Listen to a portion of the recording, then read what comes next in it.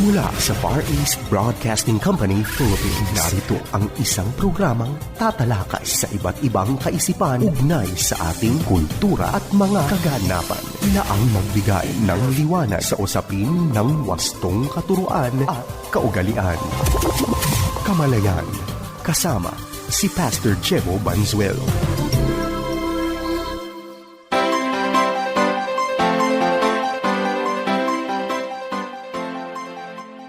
Isang mapagpala at mabiyayang araw mga kapatid. Kumusta na po?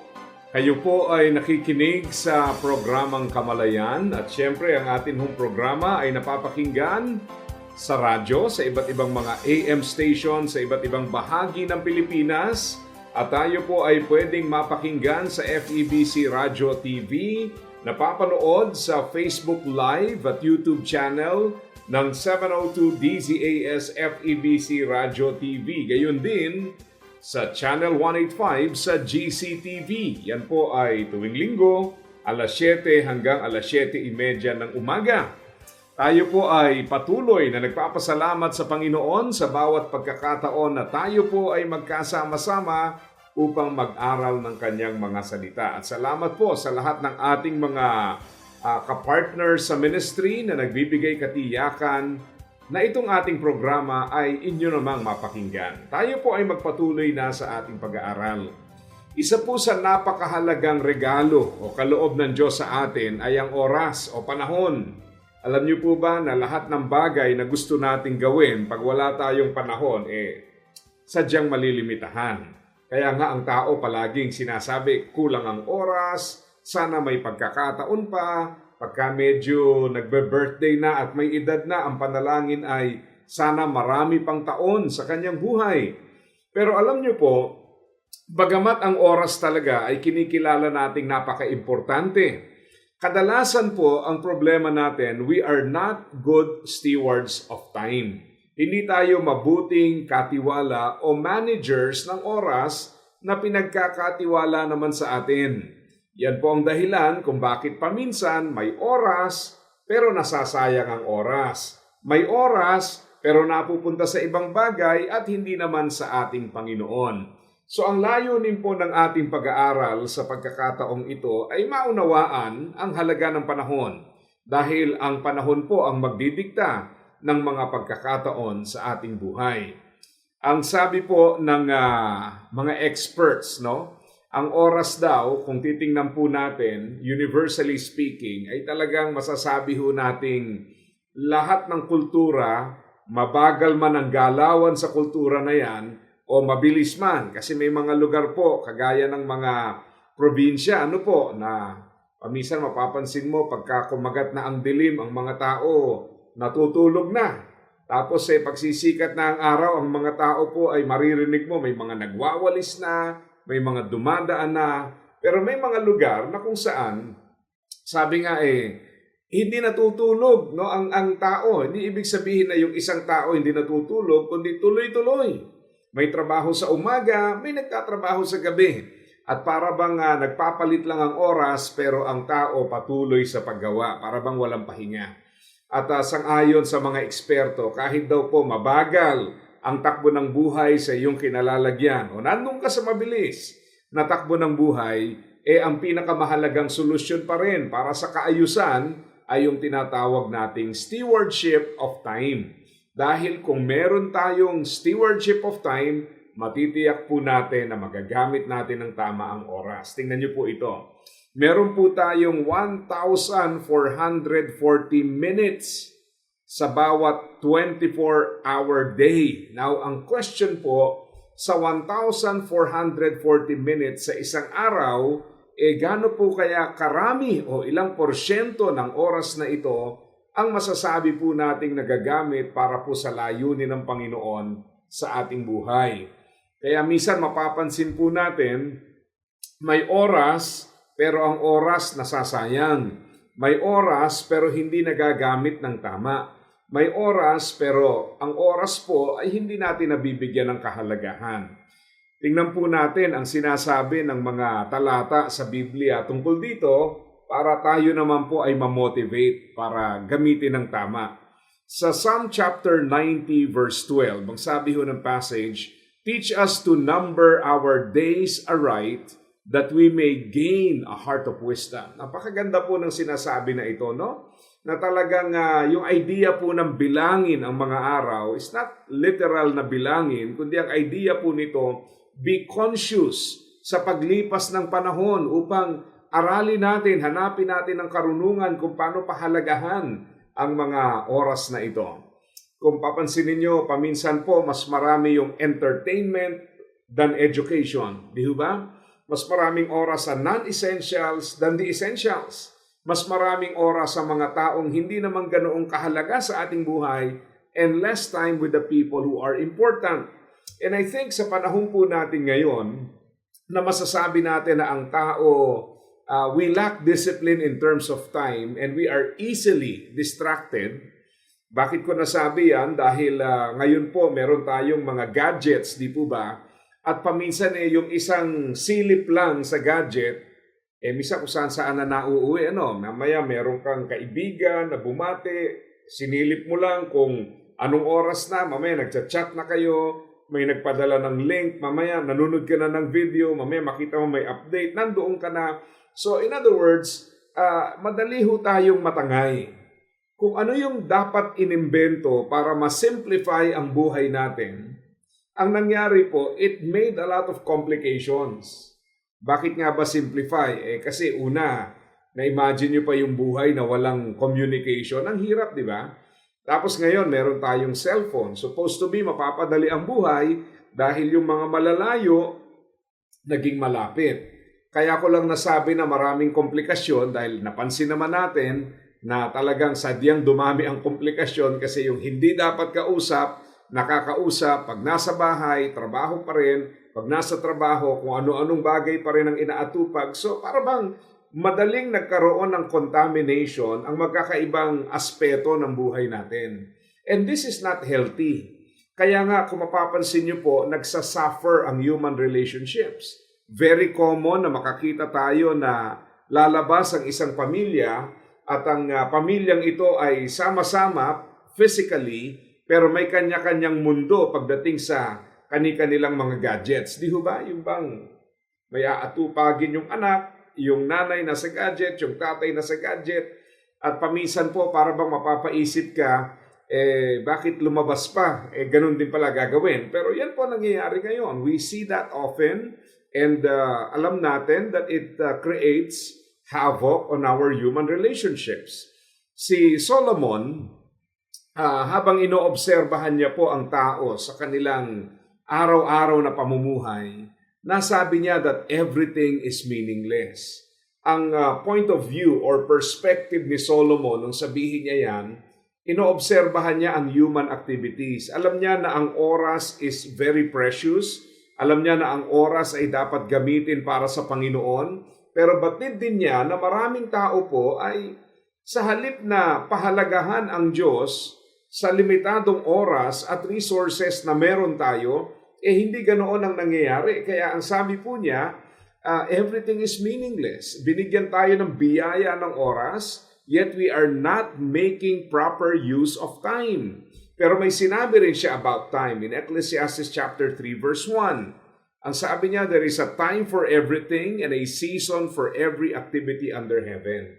Alam niyo, napakaganda nito, Kasi sa atin sa Pilipinas, ngayon, itong season na ito, medyo naghahalo pa yung biglang uulan, tas mainit, Just the other day, naalala ko po, naligo ako sa ulan kasi nakamotor ako, It was just a few days after na officially i-announce na magiging mainit na ang panahon.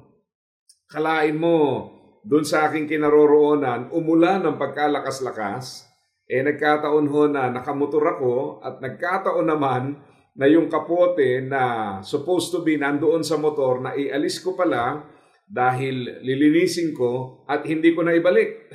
Sa madaling sabi ho, no choice. At kailangan kong pumunta sa susunod na pupuntahan, buti na lamang ay hindi kalayuan sa aming tahanan. So nagpasya na po ako, maligo na lang sa ulan, pagdating sa bahay, banlaw, bihis ulit, punta sa susunod. Pero kaya ko po sinabi ito, Di ho ba't sa ating bansa na meron lamang tayong dadalawang season, no? Yung rainy at saka yung dry season, minsan di pa natin masabayan eh. Pag mainit, panay reklamo natin. Pag maulan, panay reklamo natin. Di ho ba? Kahit nga yung mga bata sa pag-aaral, para bang gulong-gulo na. Bakit po? Dati-rati ho, ang inaabangan lang ay signal. No? Anong signal ng bagyo? Dahil yan ang magde-determine kung may pasok o wala. Nung panahon ng pandemic, signal din. Ano pong signal? Kung may signal o wala ang internet. Dahil pag walang signal, walang pasok. Ngayon naman sa panahon natin ngayon, may heat index naman na inaabangan. So, para bang dumami na yung factors for school cancellation. At paminsan po natatagpuan natin yung sarili natin na hindi tayo makasabay sa mga seasons na ito. Na ang nangyayari, magrereklamo tayo dahil ganito ang karanasan natin sa ganitong season. Pag nagpalit naman yung season, masama na naman ang loob natin at inaasam natin yung season na lumipas. Ang sinasabi po ni Solomon, ang bawat season ay tinakda ng Diyos, ang bawat season ay may dalang kagandahan sa ating buhay. So we must learn to adapt to the seasons if we are to enjoy life. And then isa pang paalala sa Proverbs 20 verse 4 talks about the sluggard o yung tamad. Ang sabi niya, a sluggard does not plow in season, so at harvest time he looks but finds nothing. Inilink naman dito ang panahon sa pagkakataon. Parang pagtatanim. Pag walang tinanim, siyempre, walang aanihin, di ba? At take note, sa ating pagtatanim, hindi naman dahil nagtanim ka ngayon, kinabukasan meron ka ng aanihin. And most of the time, it takes a long period of time. Pero ang bottom line, mga kapatid, we must be reminded that time is a gift from God. We have responsibilities to use it properly. So, ilagay po natin sa perspektibo ang mga bagay. Sabi ng isang author, don't spend time, invest it. Ano daw bang kaibahan ng spending sa investing? Spending, you lose money. Investing, you use money and you are expecting a return. Meron kang inaasahang balik para sa iyo, di po ba? So when you spend time, hindi na babalik. But when you invest time, you use it and you gain something in return. Si John Maxwell, ang sabi niya, yung principle of the trade-off, meron pong pagpapalit. Every time you use something, you either lose something and gain something else. Meron kang inalis, merong kapalit. Merong nawala, merong kapalit. So ang importansya po rito, isipin natin sa paglalaan ko ba ng oras, what do I get in return? Yung mga taong produktibo, nakikita po nila yung value ng time. Pag sila po ay gumalaw, they make sure that money is converted into something that is essential and beneficial. Yung mga tao naman po na hindi conscious dito, they just spend time. Walang balik, nagastosan na nga. Ang problema, wala pang return sa kanila. Paminsan nga, yun nga ang makikita mo, no? Ngayon po, yung industriya ng entertainment, talagang literal, no? At the tips of our fingers. Kasi, andyan na sa gadget subscription dito, subscription doon. And wala naman pong masama if we want entertainment. Pero mga kapatid, between entertainment and education, of course, mas mataas ang premium ng education. Di ba? At kung papaanong may resources that will keep you entertained, may mga resources po that will educate you. Kaya paminsan kahit nagmamaneho ka sa traffic o kaya nakasakay ka sa public transportation, meron kang mga headset or cellphone. If you don't want to watch, you can listen. Ang bottom line, you can access knowledge anytime. Nasa sayo na lang yan kung anong klase yung ina-access mo. Will it be spending time or will that time be considered as an investment? You get something in return. Now, ang ideal allocation of time, most of it, kunwari, lagyan natin ng figure, should be 80% on strength. Ibig sabihin, ano po yung potential mo? You must learn to dedicate more time on your strengths rather than neglecting your strengths. Bakit po? May mga tao na merong husay na over the years, yung kahusayan na yon na nagsimula as an advantage. Maybe it's a skill, maybe knowledge, pero eventually nagiging disadvantage dahil nag-deteriorate yung knowledge at hindi na po na-replenish, hindi na po na-update. I remember talking to a student na nagtatrabaho na po ngayon.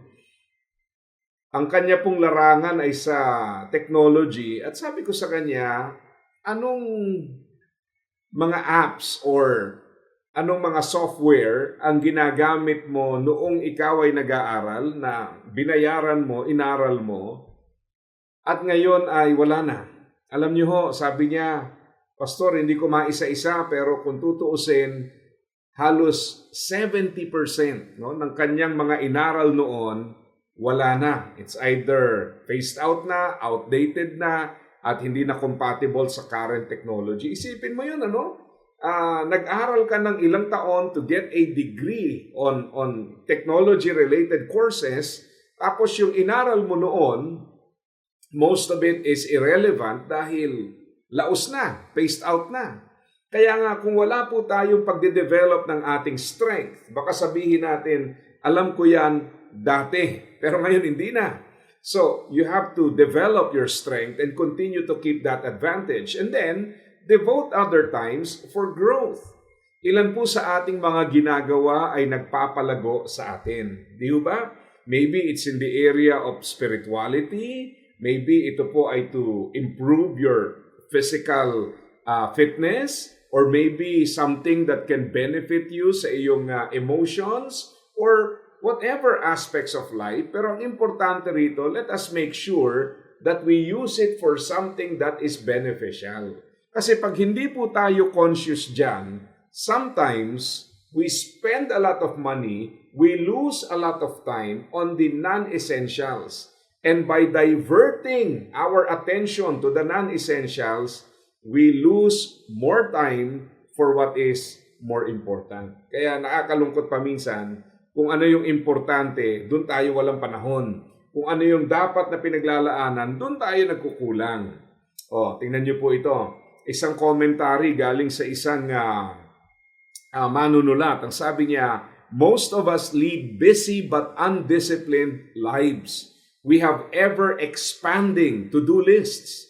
Those who build great companies, however, made as much use of stop doing list as the to-do list. So sabi po nitong author na ito, ang problem daw natin kadalasan, pinadadami natin yung gusto nating gawin, pero ang problema natin, hindi natin binabawasan yung kasalukuyan nating ginagawa. And by not reducing the things that we do, ano po nangyayari sa atin? We are not able to do what we need to do. Bakit? Pararamihin mo yung gagawin, ang problema, yung time naman, di naman dumadami, so eventually, you still have to choose. O kaya, maabot tayo sa point that we get overloaded at hindi natin nagagamit ng tama. Kaya kailangan din mag-evaluate tayo. So this calls for evaluation. Ano yung mga bagay na hindi mahalaga? You would notice sa Bible na yung mga taong talagang nakapaglaan ng panahon sa Panginoon, yan ang kanilang practice eh. Let me give you two examples. No, one is Apostle Paul. Sa Book of Philippians, ang sabi niya, I focus on this one thing. Ito yung aking paglalaanan. At pansinin mo, dahil yun ang kanyang paglalaanan, talagang naibibigay niya ang sarili niya doon. Yung ibang bagay, sabi niya, I consider them rubbish. Hindi na ngayon mahalaga ito. You can read this at Philippians chapter 3. And then, isa pang example ay napakagandang istorya ng pagbabago. Ang buhay naman nitong si Zaccheo, no? Talagang yung mga distraction sa buhay, inalis niya. Sabi niya sa Panginoon, here and now, I will give half of my possessions to the poor. If I have cheated anybody out of anything, I give back 4 times the amount. Grabe, no? Kung ito'y babalakid sa aking ugnayan sa iyo, alisin ko to. Sa Hebrews chapter 12, ang sabi po roon, alisin natin yung mga balakid at yung kasalanan na humahad lang sa ating paglago. So pag hindi natin natutunan to, ano mangyari sa atin? Hindi tayo lumalago by choice. Why? Because we fail to utilize our time. Nakakahiya ho yun, yung hindi ka lumalago pero nakikita ka na ang dami-dami mong oras sa mga non-essentials. Di ba? Ibig sabihin po niyan, we are not giving proper attention to what we need to give proper attention to. Yan po ang reality. Kaya kinakailangan po nating baguhin ang ating pananaw. Kaya nga ang sabi ng Psalm 90 verse 12, teach us to make the most of our time so that we may grow in wisdom. One commentator said, our problem is not too little time, but making better use of the time we have. Each of us has as much time as anyone else. Others may surpass our abilities, influence, or money, but no one has more time. Grabe pare-parehas. Wala hong lumamang, pare-parehas tayo ng dami ng oras. Maaaring sa ibang aspeto, mas mahusay, mas marami sila, but as far as time is concerned, we all have the same time. So kailangan gamitin natin. Meron pong common problems when it comes to time. Ano po yon? Let me cite 3 common problems. Abuse, doing too much.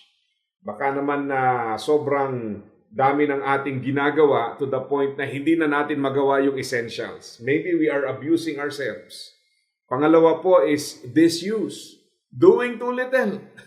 Yung kanina, sumobra naman yung dami ng ginagawa. Ngayon naman, napakakonti naman ang ginagawa. The other one is misuse or doing the wrong things. So again, abuse, doing too much, disuse, doing too little, misuse, doing the wrong things. Saan ka ba dyan sa tatlong yan? So maganda pag-isipan. Ano po? So anong gagawin natin ngayon? So that we can have better time and allocate yung ating mga resources properly, we need to remember several things. Number 1, we have to prioritize. Evaluate natin. Ano ba yung dapat unahin? Ano yung dapat bigyan ng pahalaga? Ano yung matimbang? So you prioritize. Secondly, you plan. Alam nyo, ang isang masaklap kahit nga pupunta ka lang ng grocery, pagka wala kang plano kung anong bibilin, minsan you spend a lot of time, ikot ka ng ikot. Minsan nga, uwi ka, bigo pa. Bakit yung dapat bilhin? Nakalimutan mo. So, plan. Prepare. Okay? Ito po yung naobserbahan ko. No? May mga fast food chain ako nakikita. Before they close shop, maglilinis yan. Bakit? Para kinabukasan, konti na lang ang gagawin, they can open immediately because they are prepared for the next day. And then, isa pa po, pursue kung ano po yung mahalaga. Focus on that. Allocate your time for that. Give your best for that. And then lastly, be purpose-driven. Make sure that you understand your purpose and you give it priority. Sa ganitong bagay po mga kapatid, when we look back, hindi tayo manghihinayang at masasabi nating nagamit natin ng tama ang oras. So ito po ang programang Kamalayan na napapakinggan sa FEBC Radio TV. Tayo po ay napapanood sa Facebook Live at YouTube channel ng 702 DZAS FEBC Radio TV, gayon din sa channel 185 sa GCTV.